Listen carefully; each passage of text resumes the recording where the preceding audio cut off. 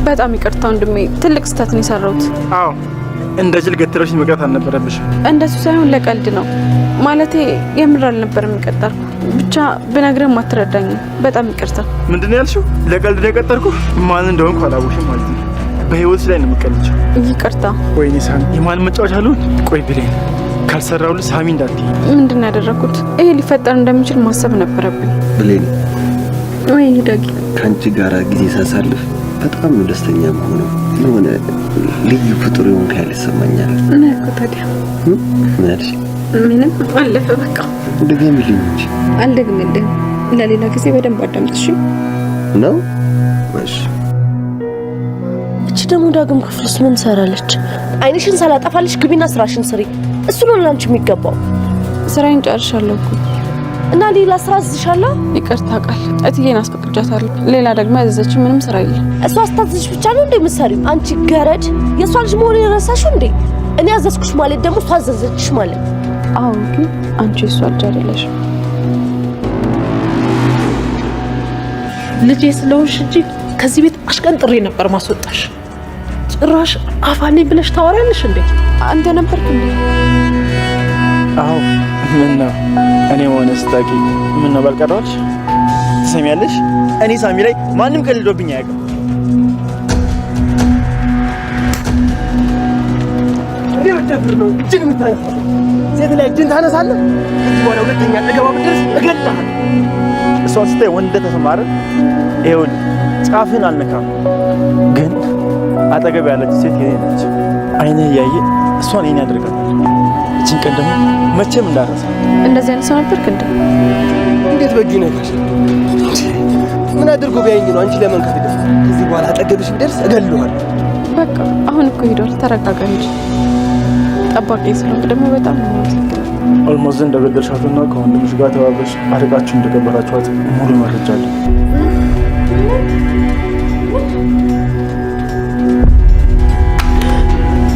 አሁን ላይ ነገሮች ሁሉ ለበኃይሉ የተመቻቹ ይመስላል ማለት ነው።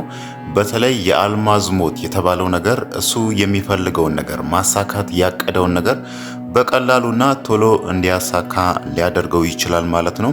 ሰላም እዛ ጋር አልማዝን እውነት የገደለች የመሰላት አሁን ላይ እሷ ጭንቀት ውስጥ ገብታለችና በኃይሉ ደግሞ በዚህ ነገር ተጠቅሞ አሁን ላይ በተፈጠረው ነገር ተጠቅሞ እንዳየነው ሳሚን አስደውሎ የሆነ ሰው ሰላም እዛ ጋር አልማዝ የምትባል ሴት ገላ ከወንድሟ ከበኃይሉ ጋር እንደቀበረች ያንን ሚስጥር እንደሚያውቅ ነግሯታል ማለት ነው።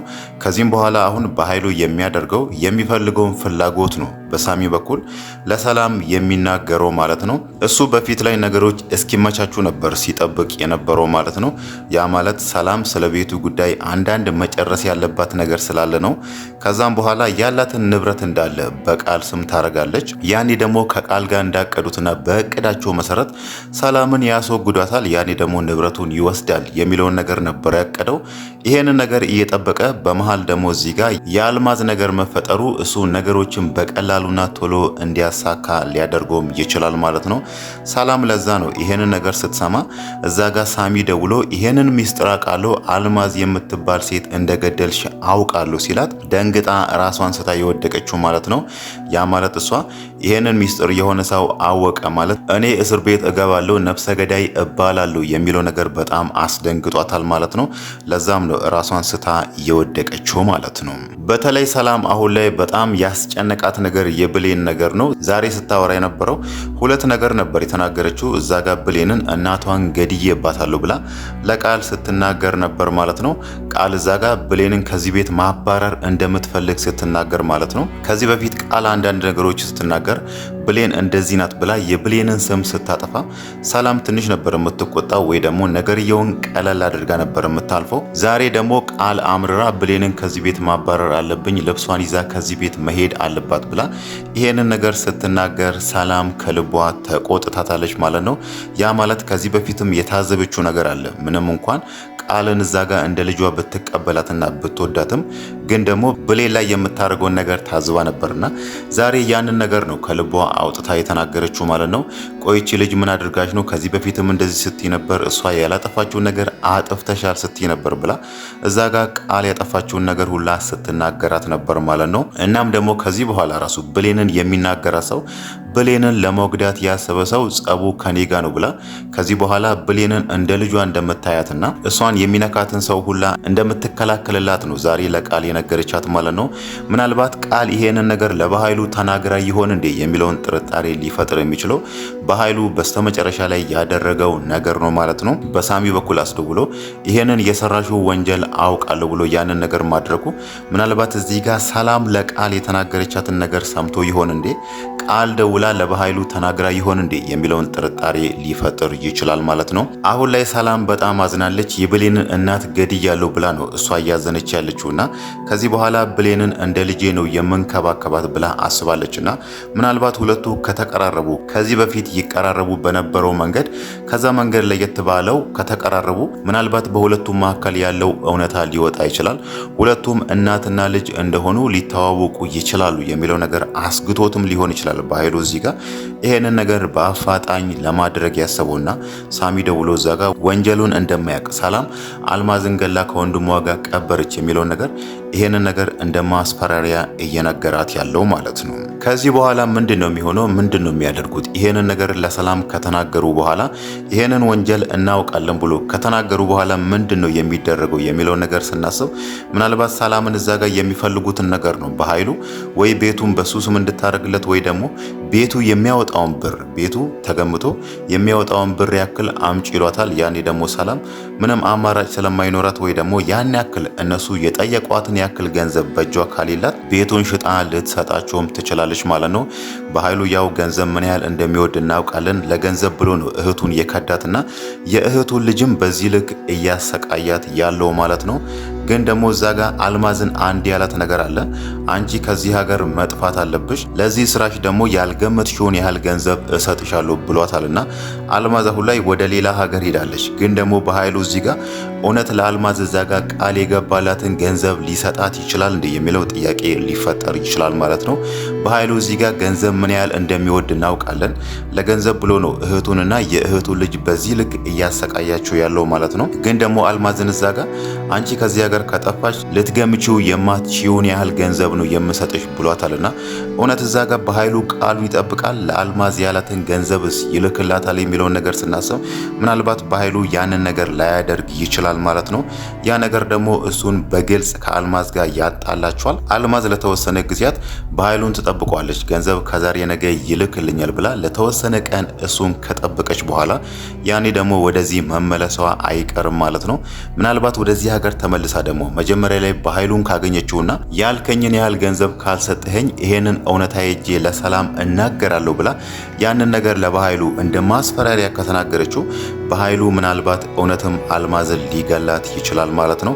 ግን ደግሞ ወደዚህ ሀገር ስትመለስ ቀደም ብላ በኃይሉን ከማግኘቷ በፊት እዚህ መታ ሰላምን ካገኘቻትና እዛ ጋር የተፈጠረውን ነገር እንዳለ ሁሉንም ነገር የበኃይሉ ስራ እንደሆነ ከተናገረች አንደኛ ሰላምም ነፃ ልትወጣ ትችላለች ማለት ነው። ሁለተኛ ደግሞ ሰላምና ብሌንም ሊገናኙ ይችላሉ።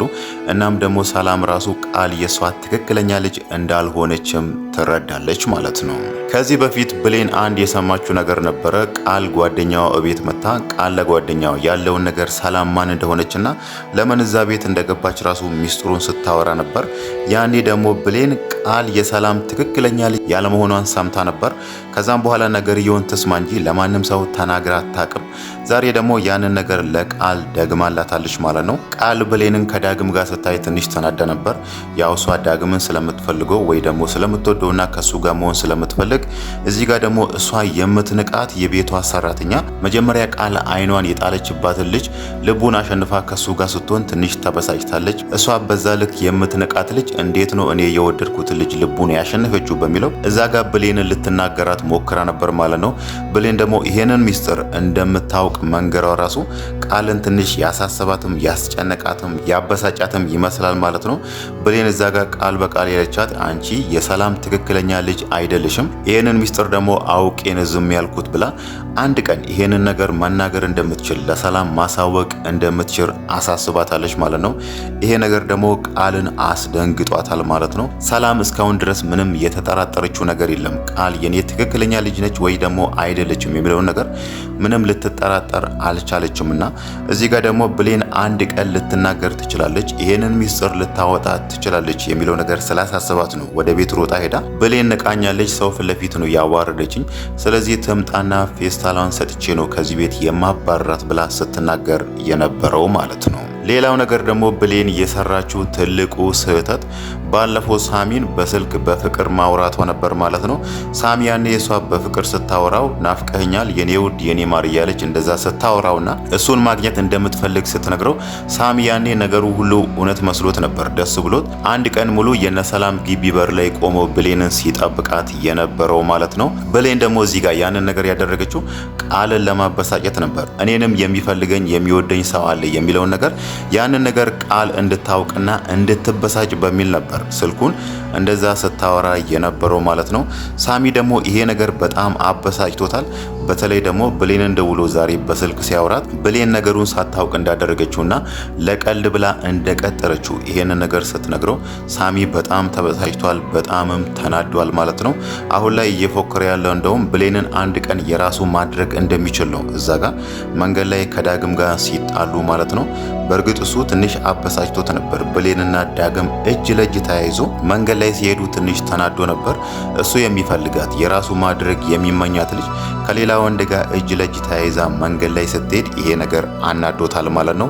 ለዛም ነው እዛ ጋር ዳግም ላይ ፎክሮ አንድ ቀን ጠብቅ፣ አሁን ከሷ ጋር ስላለ ወንድነት ተሰምቷል፣ ግን ደግሞ ማወቅ ያለብህ አንድ ቀን አጠገብ ያለች ልጅ የኔ ነው የምትሆነው እያለ ከዚህ በኋላ ብሌንን ለመውሰድ የራሱ የግሉ ለማድረግ ከዳግም ጋር በይፋ መፋለም እንደሚፈልግ እየነገረ ያለው ማለት ነው። ዳግምም ከዚህ በኋላ በብሌን ጉዳይ ፈተና እንደሚጠብቀው ግልጽ ነው ከሳሚ በኩል ማለት ነው። ሳሚ ከዚህ በኋላ ምናልባት አንድ ላይ ካያቸው ወይ ብሌንንም ሊጎዳት ይችላል ወይ ደግሞ ዳግምንም ሊያሰቃየው እንደሚችል ግልጽ ነው ማለት ነው።